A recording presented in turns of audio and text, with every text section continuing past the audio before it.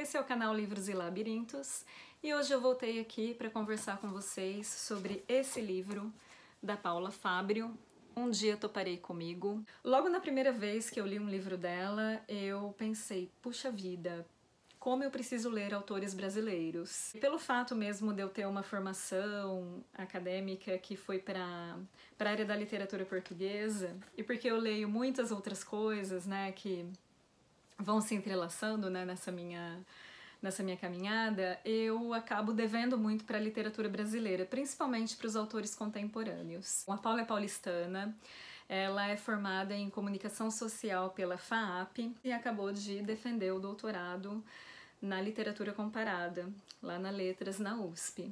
Atualmente ela é professora convidada na Mackenzie. E ela escreveu 3 livros. O primeiro é Desnorteio, esse livro aqui. Com Desnorteio, a Paula ganhou o prêmio São Paulo em 2013 como categoria de estreante. Esse livro que eu vou apresentar para vocês hoje, ele é de 2015, ele foi finalista também do mesmo prêmio, do Prêmio São Paulo de Literatura. E esse livro é um livro muito delicado, no corredor dos Cobogós. Achei muito inteligente, a escrita da Paula é uma escrita muito inteligente, né? E Um Dia Toparei Comigo foi um livro que, na primeira vez que eu li numa viagem de São Carlos para São Paulo, li no ônibus.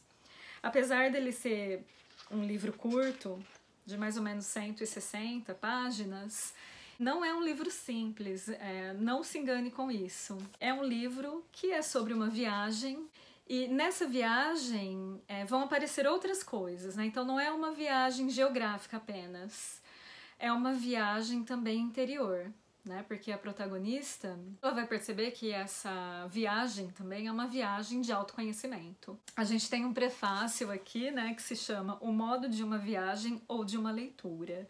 Então eu acho que não é também só o modo de uma viagem e de uma leitura, é um modo de autoconhecimento e também é uma forma de você ver como que um escritor, que é um leitor, como que ele contribui também para a formação de outro leitor. Porque logo no primeiro capítulo, a narradora, ela vai mencionar os livros que ela leu durante a vida e os livros que ela leva para viagem. E isso é muito legal, porque aí eu lembrei da Patti Smith, né? Tem um livro da Patti Smith que eu leio, releio, e ele me faz muito bem, embora eu não tenha conseguido ainda dar conta de algumas leituras que eu quis fazer por causa desse livro, que é Linha M. E o livro da Paula, ele causa a mesma coisa, porque ela menciona alguns livros da literatura, aqui da grande literatura. O primeiro livro que ela vai mencionar aqui é Paris é uma Festa, e essa narradora, ela não simplesmente menciona só para deixar ali jogado, porque você vai lendo o livro e em algumas entrelinhas, né, em alguns momentos aqui, você vê que ela traz essa leitura. Ela traz para o próprio discurso da narrativa. Ponto muito interessante que eu cheguei aqui e gostei muito, porque eu falei, olha só como que ela é habilidosa. Ao mesmo tempo que essa narradora, ela vai falando sobre essa viagem, que a princípio você até acha que é uma fuga do dia a dia, do cotidiano que ela e Virginia têm.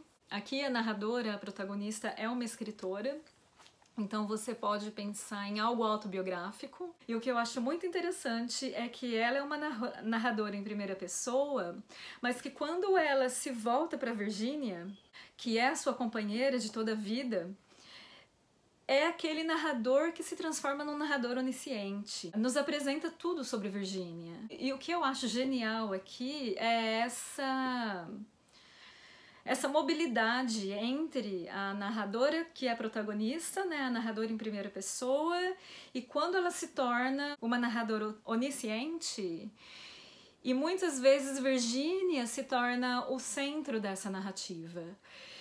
E aí, nessa construção, vamos pensar na viagem como o sertão, do Grande Sertão Veredas, né? E aí, nessa viagem, você tem as veredas, as ramificações dessa narrativa. Então você tem uma coisa que pode ser linear, que é essa viagem, mas as veredas são o quê? São lembranças. E aí eu penso também nessa narrativa como uma narrativa não só de viagem, mas de memória.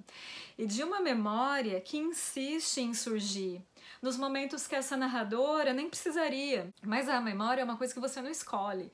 A gente tem a memória seletiva e tal, mas depende o momento da sua vida, você não tem escolha, né? Ela surge. E aí você presta atenção num outro tema desse livro, que além da viagem, né, a gente pode pensar como tema, no caso é a relação com o pai. Embora ela fale da mãe em algum momento, essa narradora, mas a questão aqui é a sua relação com o pai. E a gente tem uma questão também que sobrepuja toda essa narrativa, que é a questão de vida e morte. Então olha só quantas coisas, quantas veredas você vê aqui nesse livro. Não é um livro simples, é um labirinto. E é a Paula fazendo esse trabalho literário mesmo de labirinto, muito bem construído. Né? Não é simplesmente uma viagem, porque nessa viagem para Madrid, ela traz outras viagens que tanto a protagonista tanto Isabel quanto Virginia fizeram juntas. E esses saltos no tempo, eles são muito bem também elaborados aqui. Nessa caminhada do autoconhecimento, você tem também uma terceira pessoa que, pelo menos do ponto de vista subjetivo da protagonista, que é a Isabel, ele pode se configurar num triângulo. Esse conflito que vai levar a Isabel para o autoconhecimento. A possibilidade de viver um triângulo amoroso. Né? Ela, Virginia e Luiz. E o que me chama a atenção aqui nessas duas personagens é não só cumplicidade entre elas, né? Porque você percebe que são mulheres que vivem há muito tempo uma história de vida, uma história de amor. Mas é a comunhão entre as duas. Isso me chama a atenção e é muito sublime. E quando eu penso no sublime aqui, na própria estrutura desse livro, quando a personagem ela tá falando das viagens, dos lugares maravilhosos por onde elas passam, ela traz também reflexão. E essa tacada aqui, para mim, torna esse livro muito especial, né? Porque a narradora, ela coloca ali a hipocrisia da sociedade sobre a relação dela com a Virginia. Então essa narradora, ela não poupa o leitor de ter esse conhecimento, de ter essa verdade, né? Porque essas verdades vão surgindo aqui. A delicadeza como essa protagonista traz isso para o livro, né? Como a própria escritora traz esse tema pode ser muito bem trabalhado aqui e discutido. A primeira impressão que você pode ter quando você começa a ler as primeiras linhas, ela vai falar aqui de uma viagem, mas não é só isso. Esse labirinto onde você vai entrar, dele você não vai voltar. E olha, foi a segunda vez que eu li esse livro, então eu tô pensando como que vai ser rica a minha terceira, minha quarta leitura desse livro, porque na minha segunda leitura que eu percebi essas veredas, a relação com o pai, não importa onde a protagonista esteja, pode estar passando por um momento mais sublime e bonito, vendo coisas mais bonitas, né, numa paisagem, e aí vem uma lembrança com o pai, e principalmente quando esse pai ele tá próximo da morte, né? E o que ela pôde e não pôde fazer nesse momento. A chave de leitura também, além da viagem, é a memória.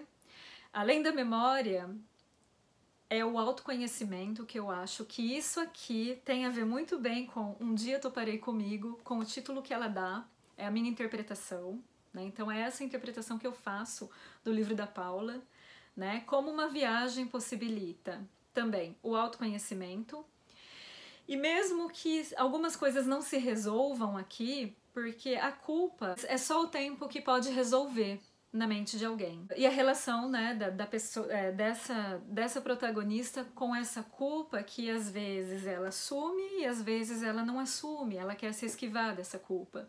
E a culpa não só com o que ela poderia ter feito pelo pai, mas a culpa num outro nível também, num outro nível mais pessoal e íntimo. Você tem uma protagonista que num determinado momento da vida, ela percebe que ela pode amar tanto Virginia quanto Luiz. E se supõe um triângulo amoroso, mas isso também não se concretiza, pelo menos no nível de leitura que eu fiz, eu imagino que isso não tenha se concretizado. É uma coisa também que, né, posso perceber numa terceira leitura. Mas tem coisas que ficam muito nas entrelinhas e muito sutis, porque existe um trabalho narrativo aqui, né? Que não é uma simples narração de uma viagem, né? A gente tem um texto literário e de alto nível. E um outro ponto que eu posso tocar e que me deixa muito empolgada para ler esse livro é a questão mesmo com o leitor. Paula, ela é uma escritora leitora e isso fica marcado nessa narrativa, né? Na narrativa da viagem, que é uma proposta também de leitura, né? Porque, obviamente, você vai querer ler os livros que ela menciona. E o trabalho literário que eu vejo aqui é trazer as leituras que ela faz desses livros para o seu discurso, para o discurso aqui da narrativa. Eu gosto muito desse capítulo no qual ela vai trazer Hermann Hesse para sua narrativa, então começa assim. Era uma vez um certo Harry, chamado o Lobo da Estepe. Andava sobre 2 pernas, usava roupas e era um homem, mas não obstante era também um lobo da estepe. Finalmente eu havia encontrado companhia. Quem lê sempre tão solitário, encouraçado. Quando encontra outro lobo, encontra a si mesmo. Para mim isso aqui, assim, é a síntese da relação, da leitura e do que ela proporciona para uma pessoa. Os capítulos, eles são capítulos curtos. Tem capítulos que tem 1 página, mas como esses capítulos são densos. Nesse capítulo aqui, ela é muito ácida, né, em relação à sociedade, em relação aos vizinhos. Juro que fui uma criança normal, embora tenha levado anos para brincar na rua. Certa feita, um menino insistiu com brandura e conseguiu retirar a pequena calói do meu quintal de lajotas, onde eu andava em círculos do diâmetro de 3 metros, e assim me fez experimentar um giro pelo asfalto. Arisca a princípio, fui perdendo armadura, escudo, e lancei-me sem malícia entre as crianças endinheiradas da rua de calçadas de ardósia, portões de ferro e prisões domésticas. Crianças. Esfolavam os menorzinhos, ganhavam figurinha no bafo e me mortificavam perguntando: na sua casa vocês não usam pano próprio? O que seria pano próprio? Ora, pano próprio em vez de papel higiênico.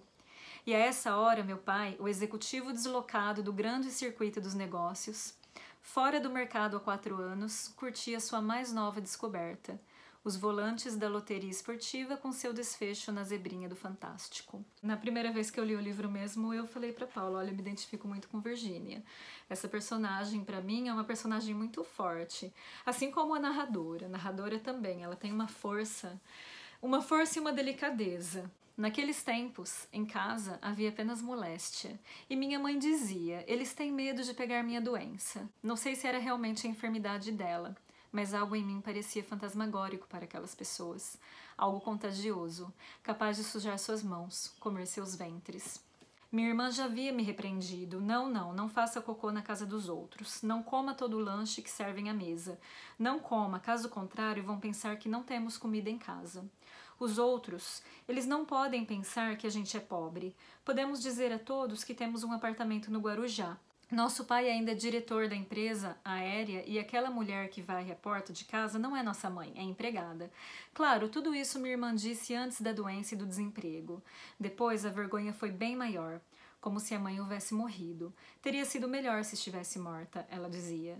Nesses tempos de moléstia, quando as vizinhas, as moças de boa família estudavam desde os 14 anos para o vestibular, quando eu já não fazia cocô na casa dos outros, nesse tempo, os vizinhos sabiam algo sobre mim. Algo que eu pretendo descobrir, algo podre, invisivelmente podre. Então olha como que é a autorreferência dessa narradora. Nós não percebemos aqui apenas uma questão de classe. E essa narradora, ela vai colocar isso aqui de maneira muito sutil quando ela traz a memória.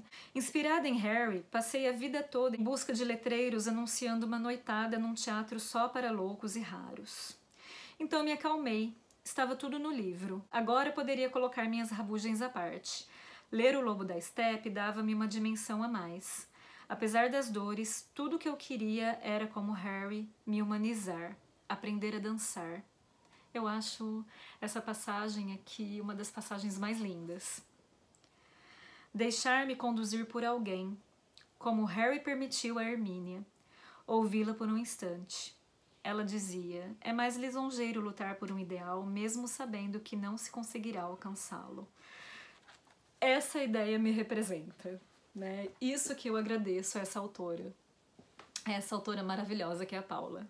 Na minha leitura, quem proporciona essa libertação para Isabel é Virgínia, né? Porque Virgínia é o extremo, né? É praticamente o oposto, né? Enquanto a narradora aqui, ela é uma personagem mais para dentro, a Virgínia não, né? Ela é totalmente extroversão. Harry, num arroubo de fuga, conheceu Hermínia, pedaço de si mesmo já esquecido. Harry, que ousou o experimento de não se levar a sério. Eu deveria fazer o mesmo, estava convicta. Se havia algum medo em atravessar o rio e sondar o que existe do outro lado, esse medo havia passado. O lobo me ensinou a incendiar cortinas e compreender a desnecessidade da couraça, a minha e a do mundo. O lobo contou sua história, emancipou-se de si mesmo, e agora sinto coragem. Eu e Virgínia tomamos o barco até a outra margem do Guadalquivir, em Sevilha. Um drink andaluz nos esperava, cor-de-rosa, inocente. Com ele a vertigem. Quais seriam as chances de namorar a três? Então é nesse momento que as coisas aqui, que a gente pode dizer que elas se convergem, né? Esse capítulo, ele pode ser essa síntese mesmo do que eu falo sobre viagem, sobre autoconhecimento, e tudo isso aqui possibilitado por esse trabalho literário, né? Esse trabalho de escrita literária, que é como eu considero esse livro da Paula. É um trabalho de escrita literária que te proporciona, a partir de um tema, que é a viagem, você pensar na questão do autoconhecimento, na questão da memória, né? Como que você faz para reelaborar a memória. E também essa reelaboração da memória é que torna a vida suportável, né? Nada mais com esse trecho aqui, olha, essa protagonista, ela aprende com Hermann Hesse, ela aprende com Harry, que é um personagem, ela aprende a se libertar. E quem ajuda Isabel nessa libertação é Virgínia. E ao mesmo tempo, né, nesse autoconhecimento de Isabel, ela se pergunta, será possível a três? Será possível, né, alcançar, né, o sublime? Alcançar o impossível a três? É essa pergunta que fica aqui e é essa pergunta que eu deixo para você também. Que para você também tenha a possibilidade de fazer as reflexões e até outras reflexões, porque cada leitor é um leitor. Você não precisa entender de literatura para perceber quanto um livro pode acrescentar coisas na sua vida, acrescentar coisas ao seu pensamento, ao seu conhecimento e mostrar para você um olhar diferente, né? Um olhar diferente do seu, um olhar diferente de toda a sociedade, de toda a imposição que nós vivemos sobre as coisas que nós precisamos e não precisamos ser. Então esse livro é um livro que proporciona também para o leitor a possibilidade de autoconhecimento, porque você vai se fazer muitas perguntas aqui, provavelmente. Eu espero que vocês tenham gostado dessa minha leitura que eu fiz do livro da Paula.